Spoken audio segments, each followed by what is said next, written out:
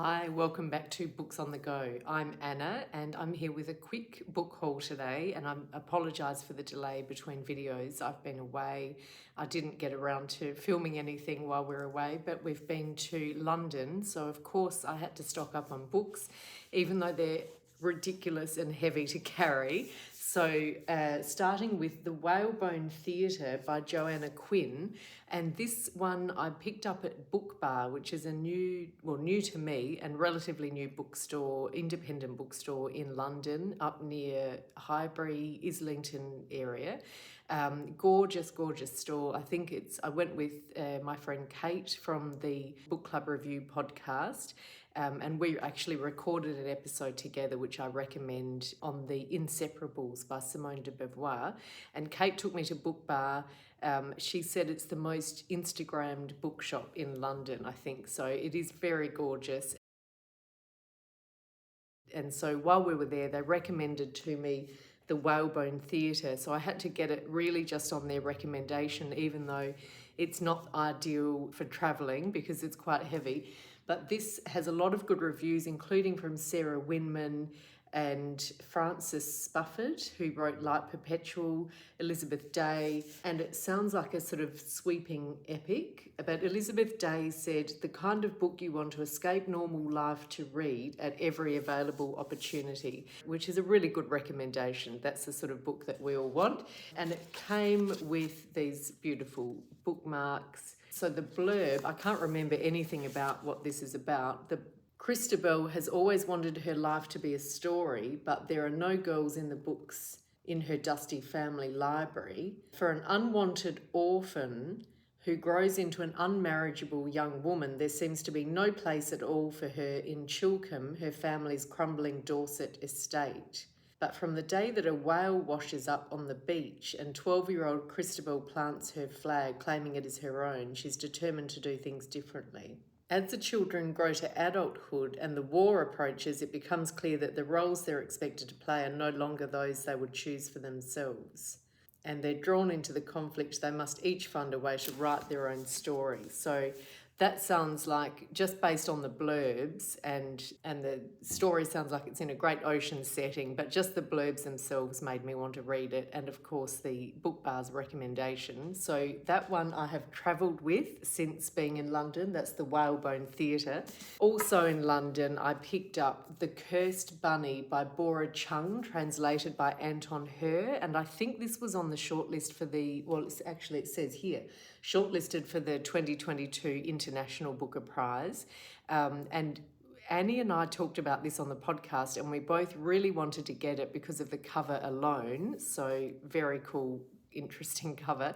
But also we couldn't get it. So that made us want it even more. It wasn't available, or it had sold out or something in Australia. So I snapped it up in London. I'm sure it's back in the bookstores here now, but now I have it. And so this is Bora Chung's Anglophone debut. So that might mean it's the first one that's been translated by award-winning Anton, is poised to shock and delight.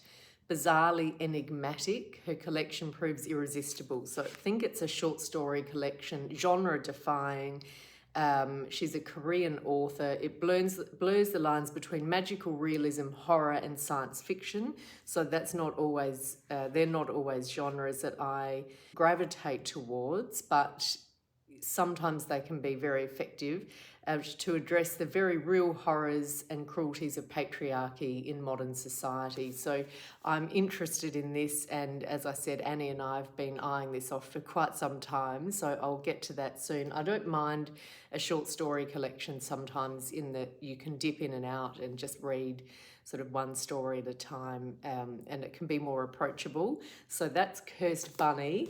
Then a lovely friend gave me this, Holy Woman, A Divine Adventure by Louise Omer, and this is, I think, just about to come out, and it's a non-fiction about Louise Omer's real story. So she was a Pentecostal preacher and a faithful wife, but I think that all crumbled and she went on a journey around the world. I think she went to Sweden, Mexico, Bulgaria, Morocco. So there'll be some armchair travel, but she's going, I think it's twofold. It's obviously a personal journey, but also looking at religion and looking at it from a feminist point of view, which I'm really fascinated by.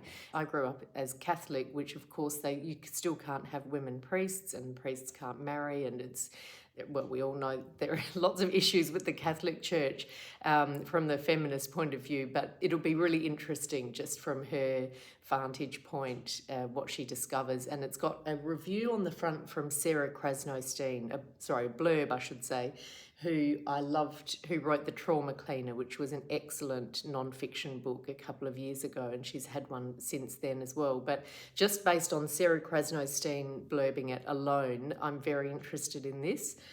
So that's Holy Woman, and I hope to get to that very soon. And then waiting for me when I got home was this incredible, beautiful package of After Sappho by Selby, Wynn, Schwartz.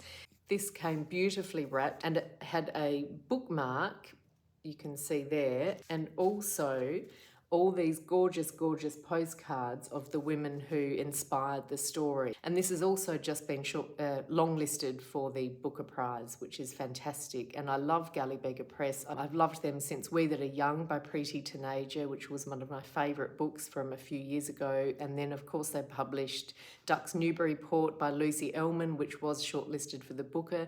But this one is 1895. Rena Faccio gives birth to the child of the man who raped her and who she's been forced to marry.